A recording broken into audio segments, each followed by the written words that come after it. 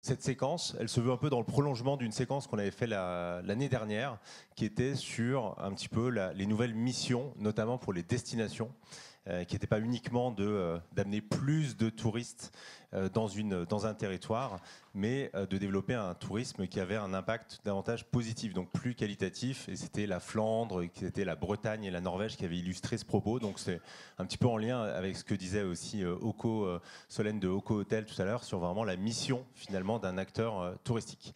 Donc cette année, on va rentrer un peu plus dans le détail sur les outils de mesure finalement de l'impact à la fois économique, environnemental, sur de l'activité touristique. Donc on va rentrer tout de suite dans le vif du sujet avec Cathy Saïk, donc de Murmuration, sur l'impact environnemental. Alors il y a sur l'environnement, évidemment, c'est un enjeu extrêmement important avec le réchauffement climatique. Donc c'est à la fois quel impact va avoir le réchauffement climatique sur l'activité touristique, et également la mesure de l'activité touristique en termes d'effet sur l'environnement. Donc est-ce que, Cathy, vous pouvez nous décrire un petit peu Murmuration et puis les outils de mesure que vous avez développés? Bien sûr. Bonjour à tous.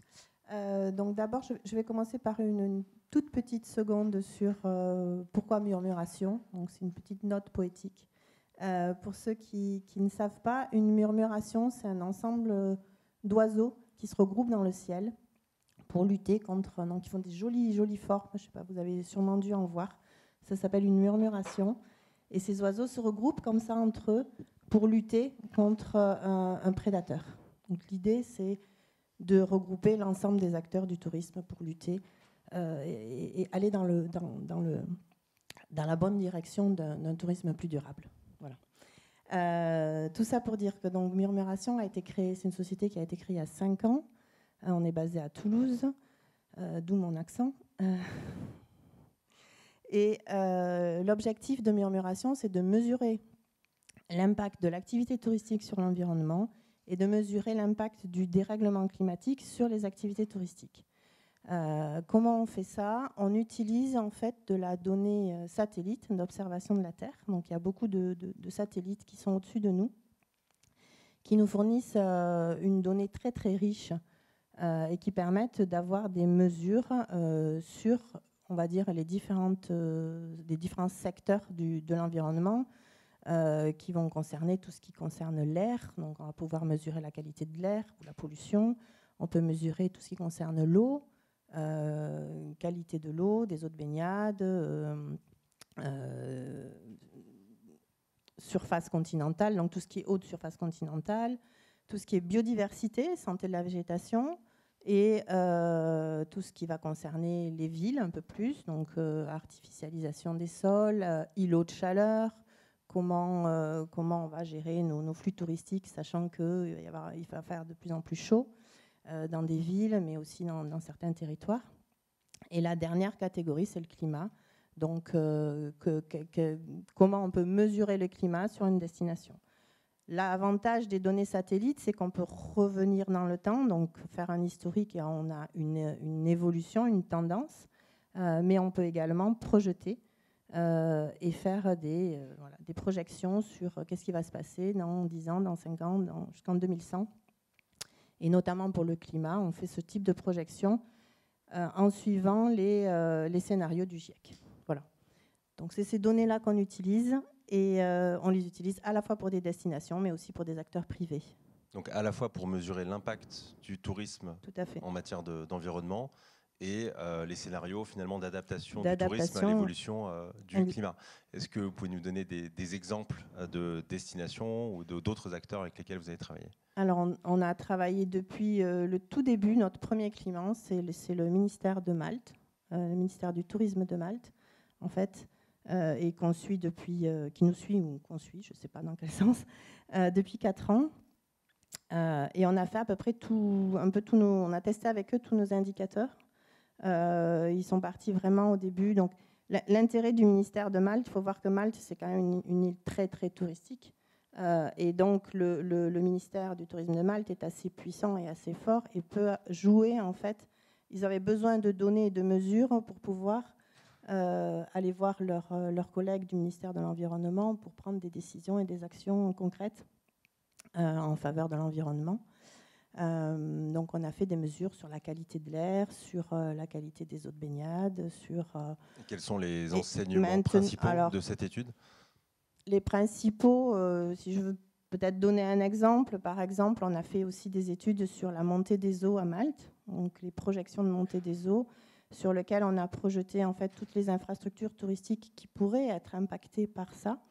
Et donc à la fois, ça leur permet de voir s'ils ont des mesures à prendre sur ces infrastructures-là, qui sont en risque d'être inondées.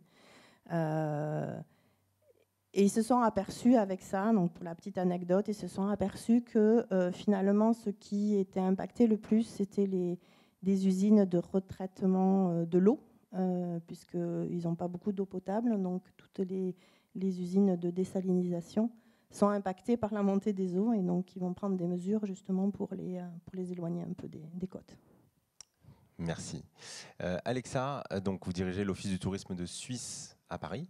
Et la Suisse donc très actif en matière de développement d'un tourisme responsable, donc de mesure de l'impact également. Est-ce que vous pouvez nous dire un petit peu voilà, ce qui est mené en la matière, les différentes initiatives globales, et puis après peut-être plus un exemple précis? Avec plaisir. Bonjour à toutes et à tous. Donc Swiss Tourisme en 2021 a lancé un programme qui s'appelle Swisstainable. Donc j'espère que vous saurez apprécier le joli jeu de mots.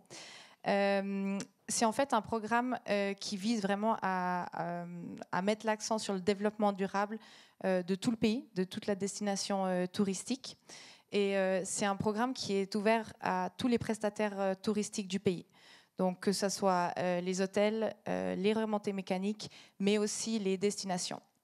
Et à ce jour, donc après environ 3 ans du programme, on a déjà 2600 membres. Donc on est assez fiers de ça déjà pour l'instant. Et le but, bien entendu, c'est de continuer à avoir de plus en plus de membres. Ce qui est important à comprendre par rapport à ce programme, c'est que justement c'est une initiative nationale. Donc c'est vraiment quelque chose où tous les acteurs peuvent s'inscrire. Il y a 3 différents niveaux donc, pour arriver au niveau le plus haut pour être certifié Swisstainable. Et ce qu'on voulait éviter de faire, c'était d'inventer encore un nouveau label. Donc, ce qu'on a fait simplement, c'est qu'on le nomme programme. Donc, c'est vraiment pas une certification qui repose sur des critères déjà bien établis par d'autres institutions. Donc, voilà pour le programme Swisstainable. Et puis, l'exemple que j'ai apporté, c'est la ville de Bâle, qui est certifiée au niveau 3.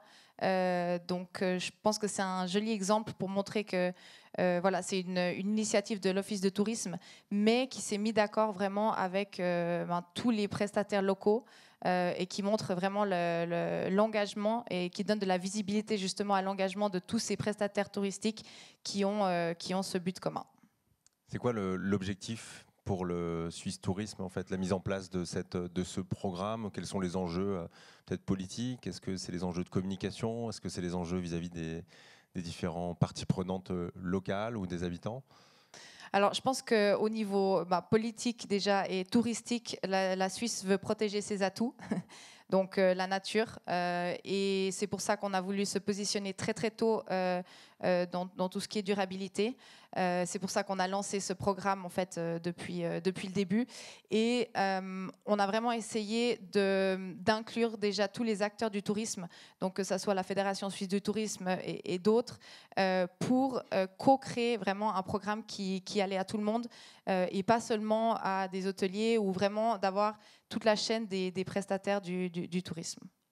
Est-ce qu'il y a un sujet particulier sur la montagne, justement, en Suisse, sur l'évolution, le changement climatique? Est-ce que c'est un débat en Suisse, comme on peut l'avoir dans de nombreuses stations en France? Tout à fait. Et je pense que justement, c'est une bonne entrée en matière d'avoir un programme de ce genre et de pouvoir justement montrer qu'il y a des mesures concrètes qui ont déjà été mises en place. Et voilà. Et l'objectif, ce serait d'avoir en fait le maximum de prestataires touristiques. Donc là, on aimerait bien avoir entre 5 000 et 6 000 dans les 2 prochaines années pour vraiment couvrir en fait toute la chaîne. Merci. Christophe, donc vous dirigez le cabinet THR, qui est, vous pouvez présenter, qui est basé à Barcelone. Et donc vous analysez l'impact économique de l'activité touristique notamment. Tout à fait, oui. Disons qu'on analyse l'impact socio-économique, parce que bien sûr ça va tout ensemble. Et surtout, on fait cette analyse au niveau local, des destinations locales. Parce qu'un des problèmes qu'on a, c'est qu'on a une analyse qui est faite au niveau national ou au niveau des régions. Mais après, quand on veut atterrir au niveau des destinations, on n'a pratiquement pas d'informations. Alors qu'en fait, le maire ou la mairesse doit prendre des décisions par rapport au tourisme avec les acteurs qui sont impliqués du secteur touristique et d'autres, souvent sans information. Donc, on a essayé de faire une approche pour donner ces informations aux acteurs pour prendre ensuite des décisions. Et déjà pour connaître l'impact. Donc, l'impact qui est mesuré, c'est l'impact direct et indirect du tourisme dans des destinations qui peuvent être des villes, peuvent être aussi des communes qui soient groupées et qui créent une destination. Et c'est un peu l'enjeu qu'on a essayé de travailler. Avec quelle destination vous avez travaillé sur ces analyses d'impact économique? Alors, on a créé le modèle. Après, on a fait d'abord une recherche pour voir s'il y avait des modèles qui existaient. Donc, il y en a en fait très peu. Ensuite, on a créé donc un modèle qui puisse être adapté à tout type de destination, parce qu'on a des destinations qui sont minuscules et des grosses destinations. En Paris, si on compare Paris ou un petit village dans la Provence, bien sûr, ça n'a pas la même dimension et les enjeux sont différents. Donc, on a voulu créer quelque chose qui puisse être appliqué à tous les niveaux et pour destinations culturelles, destinations avec des motivations de voyage complètement différentes. Donc, dans le cas particulier, on a réussi à pouvoir faire un test et donc on a travaillé avec 3 destinations, avec Séville, donc en Espagne, qui est une destination, une grosse destination avec 3,5 millions de voyageurs, enfin de touristes, pardon, et qui est plutôt centrée culture. Après, on a travaillé aussi avec 2 destinations, une sur une île, parce que les îles aussi ont des particularités. Donc, c'était Calvia. Et on a travaillé aussi avec une destination qui est Benidorm, qui est toujours connue pour une destination très critiquée et en même temps très admirée. Et donc, pour vraiment voir tous ces impacts. Voilà les 3 destinations avec lesquelles on a travaillé. On a pu voir que c'était applicable. Bien sûr, il faudrait augmenter le nombre de destinations pour pouvoir vraiment encore améliorer le système qu'on a créé. Ce que vous dites, il n'y a pas de standard mondial sur l'analyse de l'impact par l'OMT ou WTTC sur l'impact de l'activité touristique. Alors, il y a bien sûr, l'OMT a créé depuis très longtemps les comptes satellites du tourisme. Et ces comptes satellites du tourisme sont appliqués au niveau national. Il y a des applications qui sont faites dans certaines régions, donc au niveau régional. Mais au niveau local, on n'a pas trouvé vraiment de référence. Il y a eu des initiatives, mais pas en tout cas au niveau de l'OMT ou d'autres organismes. Donc, ce qu'on a essayé, c'est de créer quelque chose qui puisse donner ces genres d'informations. Voilà. Mais il y a certains aspects qui sont inspirés sur les comptes satellites, sur la manière d'appliquer les comptes satellites du tourisme au niveau national. Mais on n'a pas toutes les données au niveau local, on n'a pas toutes les données. Donc, on est obligé de simplifier et de faire ça et en utilisant surtout des données locales. C'est quoi l'objectif pour les destinations? Est-ce qu'il y a une évolution dans les demandes qu'on peut vous faire sur les études, justement? Est-ce que c'est de plus en plus demandé, l'analyser de l'impact? Et c'est quoi l'enjeu? C'est de convaincre qui? C'est de montrer l'importance de cette activité touristique? Il y a beaucoup d'enjeux différents. Le premier enjeu sur lequel justement on a pu travailler et d'autres, on sait qu'il suffit juste à rajouter une autre couche d'informations. Mais le premier enjeu, c'est de vraiment connaître l'activité touristique et par secteur d'activité dans la destination locale. Et par exemple, Benidorm, et quand on a travaillé avec eux, ils ont vu les résultats qu'ils ne connaissaient pas. Ils connaissaient les résultats, le nombre d'arrivées, la dépense, et ainsi de suite, mais ils ne savaient pas l'apport de chacune des activités, donc hébergement, commerce, restauration, et ainsi de suite. Donc, ou autres acteurs. Donc ça leur a permis d'avoir une vision déjà par secteur d'activité.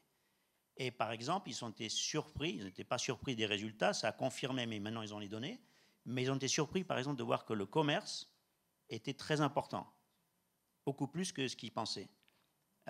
Bon, je ne sais pas s'ils vont augmenter les impôts maintenant au niveau local pour le commerce, j'en sais rien, j'espère que non, pour les gens du commerce, mais voilà une explication, voilà déjà un apport. Le deuxième apport, c'est au niveau de l'emploi, et aussi de nouveau par type d'activité. Et il y a une seule chose qu'on n'a pas pu faire, mais c'est en fait la partie la plus facile, c'est de voir les externalités, c'est-à-dire de voir aussi les dépenses que fait la destination pour le tourisme, donc au niveau de la maintenance, sécurité, eau usée et autres. En fait, ils avaient les budgets, mais ils n'ont pas voulu les partager avec nous. Mais disons, c'est facile de faire le compte entre les dépenses et les revenus. Voilà. Donc ça permet ensuite de prendre des décisions stratégiques par secteur ou de façon globale pour la destination et de répondre aux questions aussi, est-ce que finalement le tourisme a un apport positif, économique et social, en dehors d'autres aspects d'environnement, de satisfaction des résidents et ainsi de suite. Mais déjà, de pouvoir fournir ce genre de données. Ça, c'est important. Et de prendre des décisions d'aménagement, d'orientation, d'aménagement du territoire. J'avais parlé avec le département de l'Isère, qui est un département français avec des territoires, des destinations touristiques très différentes les unes des autres. Certaines destinations peuvent être affectées par le tourisme de masse et d'autres par du surtourisme et d'autres par du sous-tourisme finalement. Et il y a besoin aussi de définir le bon niveau, le bon curseur finalement, parce qu'on peut aussi souffrir une destination, on parle toujours du surtourisme, mais certaines destinations souffrent aussi de sous-tourisme, de sous-activité. Et parfois le tourisme, c'est une des seules activités qu'on peut développer pour régénérer un territoire. Alors, en termes de matière d'impact sur les territoires, Karine, est-ce que vous pouvez nous parler de Logihôtel, justement de l'analyse économique en termes d'emploi que vous avez pu mener récemment? Bonjour à tous. Alors, effectivement, l'analyse d'impact économique et social, elle n'est pas forcément facilement accessible. Pour des grands groupes, on peut mener de longues études, de grandes études. Et comme un intervenant sur le Grand Est l'a dit tout à l'heure, maintenant, il y a des startups, des nouvelles technologies qui permettent à des sociétés, des organisations comme Logihôtel, je reviendrai sur ce qu'est le groupe Logihôtel dans une minute, de pouvoir réaliser aussi son étude d'impact. Logihôtel, on est local par essence. 12 km, un hôtel tous les 12 km, ancré au cœur des territoires. On existe depuis 75 ans. C'est du commerce associé. Et l'enjeu, c'est de créer de la valeur au cœur des territoires. Comment la mesurer très clairement, cette valeur, et comment la mesurer de manière qualitative?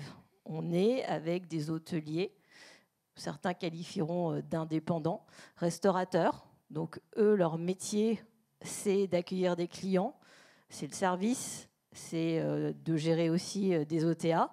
Mais alors, faire des remontées de chiffres pour donner des qualificatifs, c'est pas évident.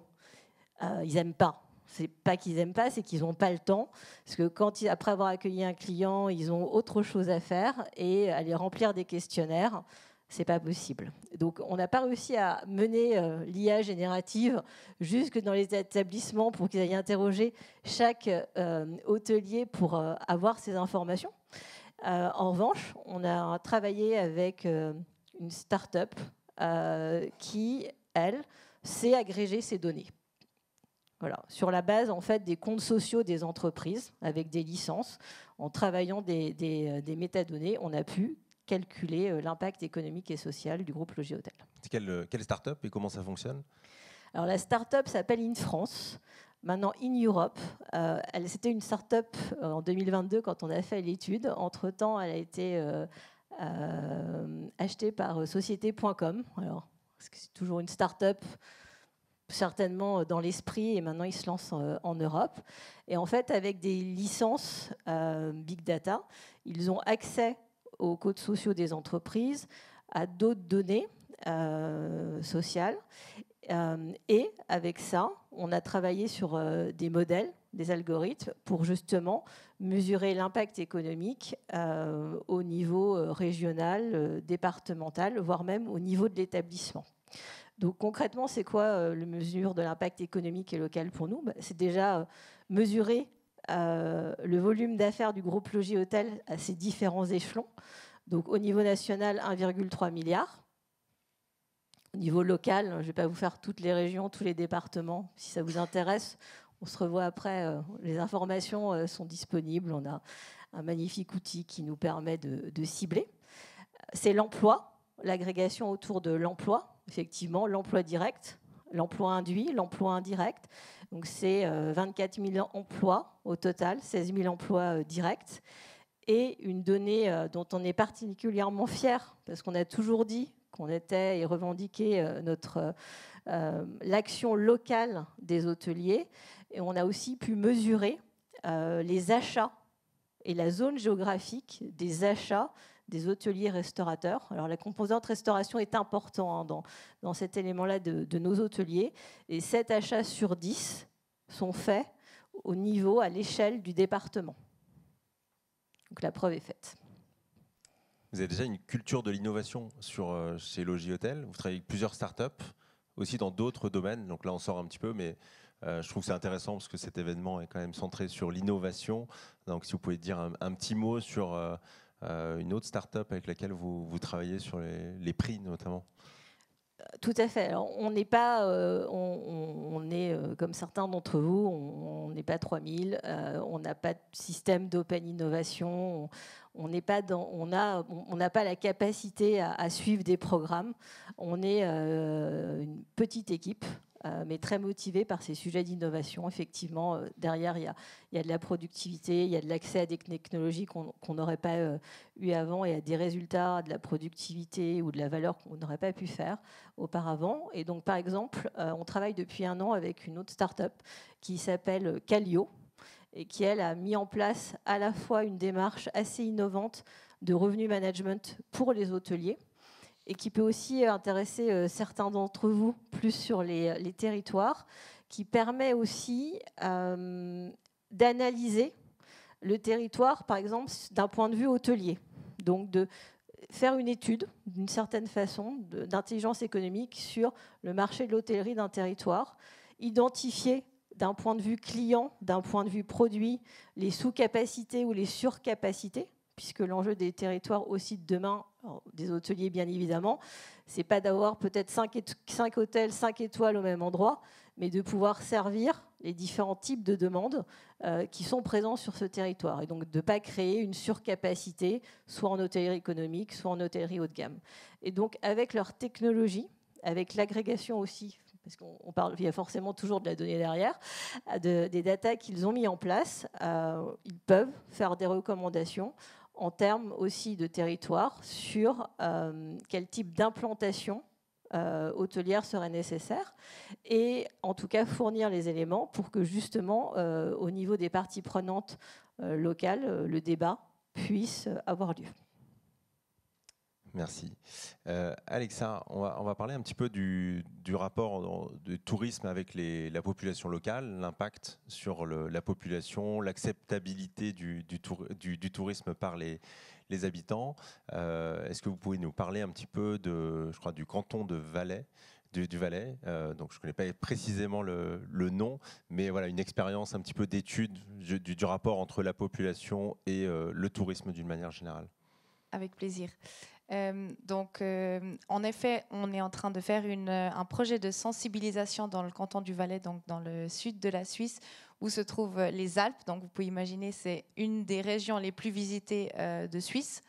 Et puis, la jolie histoire par rapport à ce projet, c'est qu'en fait, le management de toutes les régions touristiques suisses se sont mis d'accord pour en fait faire une première étude dans le canton du Valais. Donc, étant donné qu'elle n'est pas conclue, je ne peux pas vous donner encore les résultats finaux, mais on a 3 learnings que j'aimerais bien partager avec vous aujourd'hui. Donc, la première chose qu'on a appris de cette étude par rapport à la population, c'est la population en tant que hôte. Qu'est-ce que ça veut dire exactement ? En fait, c'est inclure la population depuis le début. Parce que les personnes qui habitent sont à la fois en fait les personnes qui vont recevoir les touristes étrangers, mais c'est aussi les facilitateurs du tourisme local. Donc en fait, si le tourisme est vu comme quelque chose de positif par la population locale, donc l'attitude est positive, après les visiteurs sont reçus d'une façon très positive, il est plus facile de recruter après des personnes locales qui ont envie de travailler dans le tourisme, et surtout ces personnes locales vont voter d'une manière positive par rapport au tourisme. Donc ça, c'est la première chose. Après, un deuxième point important qui est sorti ou qui est en train de sortir de cette étude, c'est vraiment de comprendre la population locale. Donc depuis le début, en fait, aller leur demander, leur poser des questions ouvertement, comprendre leurs besoins et puis surtout communiquer d'une façon transparente. Donc on a pu voir déjà que si les attentes sont transparentes et pas promettre des choses qu'on sait qu'on ne va pas pouvoir respecter. Et puis une troisième chose qui est sortie qui était aussi très intéressante, c'est vraiment cette approche de co-création. Donc d'aller ensemble à la recherche d'un tourisme équilibré qui convient à tout le monde. Donc ici de nouveau vraiment l'importance de la communication depuis le début du projet avec les populations locales. Et comment les habitants donc, sont associés justement à ces prises de décision, à la co-construction? C'est des groupes de travail, c'est des enquêtes? Comment ça se passe? Oui, alors en effet, dans les communes, certaines personnes ont émis qu'ils avaient le souhait d'avoir, de pouvoir exprimer leur opinion par rapport à ça. C'est des questionnaires, donc c'est surtout par écrit, par téléphone. Donc voilà, notre Suisse très diplomatique, on a l'habitude qu'on nous demande des informations. Exactement. La concertation. Et d'impliquer aussi les habitants dans toute la communication, parce que c'est vrai que toutes les publicités qui sont très drôles de l'Office du tourisme de Suisse, qui sont parmi je pense, les meilleurs, hein, clairement, au monde, mettent toujours en scène les habitants de manière humoristique, en jouant sur certains stéréotypes. Mais voilà, ça nécessite quand même l'acceptation, en tout cas, de jouer ce rôle aussi par les habitants. Alors une autre grande destination, Christophe, sur laquelle vous avez travaillé, c'est la Catalogne, même sans tout dévoiler, parce que je crois que c'est en cours. En cours, mais voilà, la Catalogne qui est représentée d'ailleurs aujourd'hui par l'Office du tourisme parisien de Catalogne. Donc c'est un des clients et sur lequel vous travaillez sur justement le bon niveau de tourisme, la relation entre le tourisme et la population. Dans le cadre, c'est un plan de marketing stratégique et opérationnel, donc il y a beaucoup de volets, mais un des volets justement qui va être abordé de façon nouvelle, vraiment, ça je peux le dire parce que c'est clair, c'est déjà bien assumé, c'est la partie donc du résident, comme un des bénéficiaires en fait de tout plan marketing. Donc ça fait vraiment partie, donc il y a différents rôles. Certains d'entre eux ont été énoncés maintenant, donc le co-créateur, mais il y a aussi d'autres, le co-créateur, celui qui peut aussi donc, faire la promotion de la destination, devenir un ambassadeur. Après, il y a aussi la gestion des aspects négatifs du tourisme, puisqu'il y a certaines destinations en Catalogne où il y a une perception du tourisme, du résident par rapport au tourisme qui est négative, et qui dit non, on ne veut plus de tourisme. On a eu des exemples extrêmes de tourist go home, non? Mais là aussi, il faut pouvoir tempérer, il faut avoir des données pour pouvoir ensuite communiquer par rapport aux résidents en général. Et donc, justement, par exemple, l'organisation du marketing touristique avait fait une enquête qui a permis de voir qu'en général, sur toute la région, les résidents sont en faveur du tourisme, plus de 70%. Et que ceux qui n'étaient pas en faveur du tourisme, qui étaient contre le tourisme, c'était 18%, et seulement, en fait, à Barcelone. Et dans certaines régions. On avait vu l'année dernière avec Bruges et la Flandre. Et la Flandre, c'est les mêmes principes. Donc, finalement, on a des données pour communiquer aux résidents que, il faut aussi faut gérer certains flux, il faut gérer certaines zones, mais il n'y a pas un problème général. Et ce n'est pas nous qui le disons, c'est les résidents eux-mêmes qui le disent. Donc ça, c'est très important. Je pense que c'est un élément fondamental. Et un autre élément, finalement, qui va peut-être être exploré, ce n'est pas encore une décision, de faire entrer une représentation de la société civile, des résidents, pour les prises de décisions stratégiques, d'orientation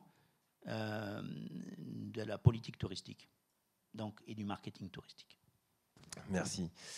Cathy, quels sont pour le futur un petit peu, parce que là vous avez parlé un petit peu des données que vous utilisez aujourd'hui, pour le futur, quels sont les développements que vous avez pour Murmuration, pour les données exploitées, le type de service que vous souhaitez proposer aux acteurs touristiques? Alors, il y en a un certain nombre. Le premier qui me vient en tête, c'est peut-être un sujet qui existe depuis très longtemps, mais arriver à donner une mesure de capacité de charge d'un territoire d'un point de vue développement durable, c'est-à-dire qui s'appuie sur les 3 piliers. Donc, social, économique, forcément, est très important, mais en rajoutant la dimension environnementale. Donc, on a gagné un projet innovation à Innov l'an dernier. On travaille sur ce sujet-là pour fournir par territoire le bon niveau de tourisme. Le nombre de tourisme acceptable sans qu'il y ait d'impact sur l'environnement, mais aussi également sur la population locale, etc. Donc ça, c'est un développement qu'on est en train de faire. Sinon, après, on va avoir des données. Les satellites, ils continuent à évoluer aussi. Les capteurs dans les satellites évoluent. Donc, on a des données qui vont arriver à très court terme pour mesurer tout ce qui est événements extrêmes. Donc, submersion, tempête, vent violent, etc. Donc, on peut avoir des projections là-dessus pour aider les territoires à anticiper, en fait, les événements qui vont arriver et mieux gérer les flux en conséquence. Et l'autre type de données qui va arriver, c'est la mesure de l'empreinte carbone. Aujourd'hui, on n'a pas la capacité de la mesurer via une donnée scientifique. On la calcule, voilà, il y a des tas d'algorithmes, il y a des tas de sociétés qui font ça. On va pouvoir bientôt, donc l'année prochaine, avoir cette mesure-là de calcul au niveau local qu'on pourra du coup associer à une entreprise ou à... Donc de plus en plus d'outils de pilotage, voilà, d'outils de pilotage qui s'appuient sur de nombreuses données. Qui s'appuient sur de nombreuses données, qui peuvent faire de l'impact pour anticiper, enfin prévoir des actions pour anticiper, mais également ça peut servir aussi de critères d'attractivité d'un territoire. L'impact, tu disais, pas forcément toujours négatif, il y a du sous-tourisme. On peut aussi se servir de ces critères-là de façon positive en disant, regardez, ce territoire-là ou cet hébergement-là, autour de cet hébergement-là, l'environnement est bien, il y a des externalités positives, ouais. Et on a des mesures pour le démontrer. Voilà. C'est ce que Logis Hôtel a notamment cherché à faire aussi. C'était un des objectifs, je crois, de l'étude dont vous nous avez parlé, Karine, sur les externalités dans un territoire pour également servir auprès des politiques, auprès des employés également, attirer des personnes dans ces hôtels. Pour le futur, comment vous voyez l'évolution, vous, de la mesure d'impact? C'est quoi les enjeux? Vous êtes donc un acteur privé, mais qui, bien sûr, travaille avec des destinations. C'est quoi les enjeux pour vous et des projets en la matière? Alors, en parallèle du bilan d'impact économique et social, on a fait aussi un bilan carbone groupe, parce qu'on voulait, comme vous le dites tous les deux, ça nous semblait absolument essentiel de mesurer aussi ce pilier. Pour autant, là, on n'a pas trouvé l'entreprise, en tout cas la techno, qui nous permettait de faire les 3 piliers en un. Donc je sais que certains travaillent dessus, donc ça nous intéresse fortement de pouvoir refaire une étude d'impact économique, social et environnemental. Voilà, donc on travaille dessus, on a différentes pistes parce que cette partie environnement elle est structurante, à la fois pour mesurer, comme vous l'avez dit, ce qui est positif, ce qui est négatif, et si on peut le mesurer, on doit pouvoir le corriger. Ce qui ne se mesure pas est difficilement corrigible. Donc ça, c'est un des premiers points à venir. Et enfin, dans le cadre de ce bilan carbone, donc je vous rappelle qu'à peu près 90% de nos établissements sont à la fois hôtels et restaurants. Et on avait travaillé, comme la Suisse, sur non pas un label, mais un programme d'accompagnement des hôtels avec différents niveaux vers leur progrès, vers un écolabel européen d'un point de vue environnemental. Et en fait, on s'est aperçu que certes, la partie hébergement était assez bien traitée et au final assez lisible dans un bilan carbone. On parle de... Et puis comme derrière, vous avez le décret tertiaire et quelques sujets autour de l'énergie, les hôteliers sont très motivés en termes de coûts aussi pour réduire tout leur bilan énergétique. Donc ça donne une dynamique.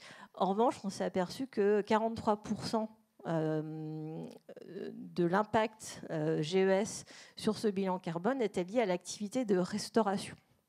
Et là, la restauration, c'est plus compliqué, parce qu'on le sait, plusieurs études le montrent. Par exemple, la consommation de viande baisse à domicile, mais elle ne baisse pas forcément au restaurant. Certes, on veut des plats végétariens, on a plus de diversité dans les cartes. Pour autant, une personne va déclarer moins manger, moins acheter de viande à domicile, mais au restaurant, le fera pour se faire plaisir. Donc derrière l'impact environnemental de la restauration, 43%, on va travailler là de nouveau sur un programme pour accompagner les restaurateurs à la fois sur l'énergie, sur l'évolution de leur carte, l'évolution de leur menu, pouvoir commencer à échanger avec les clients sur la réduction des grammages, sur cette prise de conscience, parce qu'en fait, derrière la restauration, on est quasiment sur un changement de société, un changement de qu'est-ce qui fait plaisir, comment on a envie de se faire plaisir quand on va au restaurant. Parce que globalement, chez Logis Hôtel, on va se nourrir peut-être, mais on y mange bien, on va surtout se faire plaisir. Et voilà, c'est un peu ça les enjeux prochains, c'est arriver à lier les 3 piliers dans une même étude, ce qu'on n'arrivait pas à faire, mais on va bientôt y arriver, et aller beaucoup plus fortement sur ce sujet de la restauration qui est beaucoup plus délicat à faire bouger, puisque en fait, il nous incombe aussi encore plus en termes de nous, clients. Voilà. On voit bien qu'il y a des vrais besoins et qu'on n'a pas toujours les solutions clés en main aujourd'hui. Donc il y a pas mal de potentiel pour les acteurs, en tout cas de l'innovation, des startups, des sociétés comme vous, pour émerger, proposer des solutions aux acteurs touristiques. Alexa, on va finir avec vous sur, si vous pouvez nous parler un petit peu des projets pour le futur. Et puis vous êtes assez fort en jeu de mots, donc apparemment chez Swiss Tourisme. Donc allez-y.